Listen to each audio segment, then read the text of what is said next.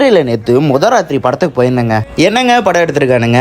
கடைசியாக tourist family rubber பந்தும் பார்த்தப்ப எனக்கு என்ன வைப்பு கிடச்சிச்சோ அதை விட டபுள் ட்ரிபிள் மடங்கு எனக்கு இந்த படம் பார்த்தப்ப கிடச்சிருந்துச்சு. படம் பேர் தான் முதராத்திரின்னு கொஞ்சம் டைட்டில் கிளுகிழுப்பா இருக்குன்னு சொல்லிட்டு உள்ள போய் பார்த்தா படம் ஃபுல்லாக குடும்பத்தோட உட்காந்து பார்க்குற மாதிரி இருந்துச்சு. பக்கத்தில் டாக்ஸிக் படமே ஓடிட்டு இருந்தாலும் நாங்கள் இந்த படத்துக்கு தான் வருவோம்னு சொல்லிட்டு ஃபேமிலியாக வந்து பார்த்த படம் தான் முதராத்திரி. ரிஷிகாந்த் ஆக்டிங்லாம் வேற லெவலில் இருந்துச்சு.